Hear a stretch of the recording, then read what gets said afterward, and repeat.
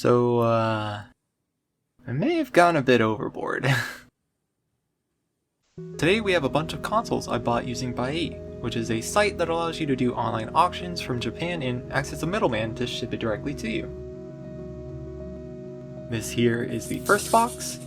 As you can see, it is pretty filled to the brim with PlayStations. They managed to fit 18 consoles in here, so props to them for that. Going on to this next box, we have a few PlayStations as well. There's also a PlayStation 2, and even a Nintendo DS in there, alongside some games, but we'll get to those later. Starting out here, we just have a normal PlayStation. We'll do a quick look over here, as I grew up more so with PlayStation 2s, but it has a pretty sleek design here though, with these fins on the edge to let some heat out. Here we have this little parallel port, and there we have the AC port and the other ports to allow for audio and video. And there we see the model number 5500. And now we are on to PlayStation 2. There's nothing too special about this one. It's pretty similar to the other one. There's a little bit of yellowing there on the power, but that's okay. We have a model 7000 for this one. We have a very satisfying peel here. We like that. But as we unveil this one has a very special surprise for us. Yeah, those are pretty yellowed, and it's even got some yellowing on the shell itself, but those buttons they're getting brown. That's pretty rough. Aside from that though, nothing too crazy. A little bit of yellowing here and there as well. Luckily no damage on the shell outside of the yellowing. And this is a 5500 model. Here's some cables, but we're not here for that. Here is a controller for the PlayStation 1. Feels pretty good. I mean, it's a little dirty in some places, but that's fine enough. Now here is something I'm looking forward to, as this was my childhood, the PlayStation 2. It is a pretty early on model. As you can see, it is the fatter style. I personally had a slim, but they're both nostalgic no matter what. There's also this PC card here that isn't seen on most of the other editions. And then we see the model is an 18,000. Cool. Something I didn't know as a kid is you could change this depending on if you're standing it up or laying it down, which I just think is really neat and sad they don't do that anymore. But we have the controller to go alongside of it, similar to the PlayStation 1 controller. Just feels very nice, nostalgic for sure.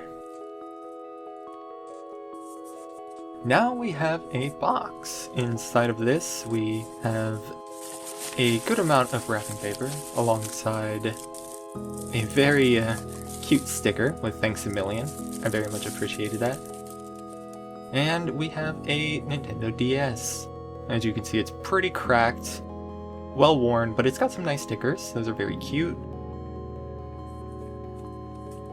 There we can see the model number is an NTR 001. So it's one of the first runnings of the DS. And we have a broken hinge here. Pretty tough. I tried to power it on just on the off chance that it worked, but yeah, that's definitely not gonna work. We'll have a lot of fun with this down the line though. No stylus or games or anything, but you know. Speaking of games though, here we have a few games that came with a lot. Nicely packaged with some bubble wrap. We have a Dance Dance Revolution remix, the second remix, mind you. This here is a convenience store simulator. It's very cute, I can say.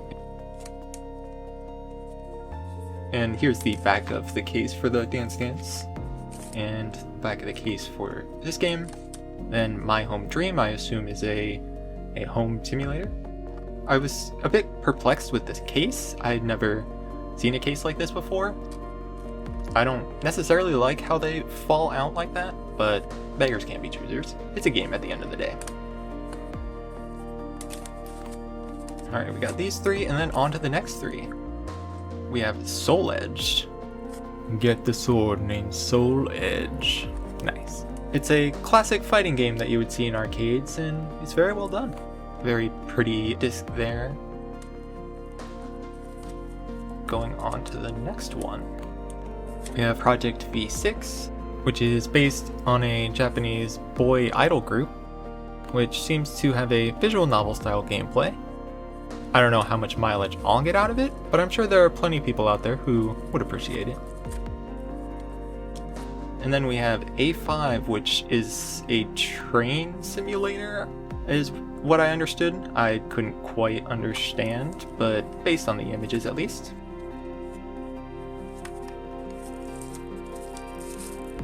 Go ahead and put that back inside. And those are the 6 games that we have in this bundle. Now we're gonna start moving pretty quickly through these PlayStations. We have a 7500. We have another PlayStation. Nothing too crazy on this one. This is a 9000 model. As you see, it doesn't have the parallel port. This is a little scuffed up with some marks and some coloring there. It's a 7000 model though. This one has a bit of damage on the below the open button there. You'll see in a second. Yeah, right there. It's missing the parallel port, so we'll have to figure that out. This is a 7000 model. Going on to the next PlayStation. This is a older model. As you can see, it has the Japanese writing. And it is a 5000 model. On to the next one. A little bit of scuffs here and there, but not too bad. This is the first one to have a dust bunny, but also with the button getting stuck. All the other buttons are fine though, and this is a 7500 model. Next we have another with the issue regarding the open button. Those shouldn't be too hard to handle though. Hopefully some cleaning will fix that up. We have a 5500 model. This one has more damage to the shell and is a 3000 model. This next one, it has a dirty parallel port, and it is a model 7000. Keeping the train along, we have this next one which has a yellowed bottom, and it's a 5000 model. Found one of the parallel ports. This one is also fairly yellowed. You can definitely tell by the difference. It has also issues there, and also a squeaking whenever you try to close the lid. But this is a 9000 model as well. This one has some minor damage there, but it's a 5500. We'll get to that later. And this one is also missing a parallel port, and I had found a broken one inside the lot, so we'll try to put this in to demonstrate how it works. If you don't have that clip there, then it will just fall out. But this is a 5500 model. This next one has some rattling on the inside, but other than that, this is a 5500 model. This one has some pretty yellowed buttons. It's not anything too bad compared to some of the ones we've seen before, but other than that, that's fine. Also came with a nice little sticker, but this is a 5500 model. This one had a similar issue with the buttons being slightly yellowed, and as you can tell with it being taped closed with the disc tray, that this one has an issue closing.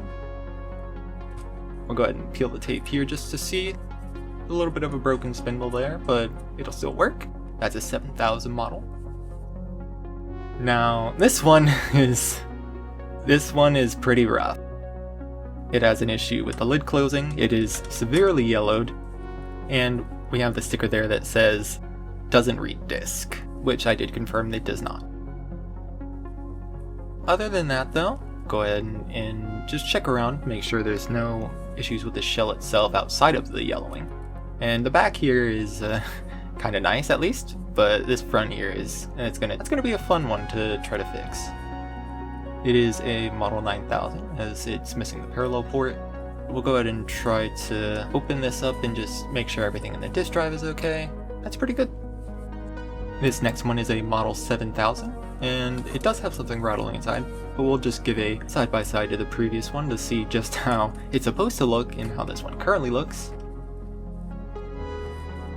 But that's everything. So that is the haul. We have 21 PlayStations, the PlayStation 2, We have 6 games, 2 controllers, and a DS, so I hope you look forward to all the videos to come. I'll be trying to do some cleanings and see if we can fix some of these up, maybe do some mods, but thanks for watching, and we'll see you in the next one.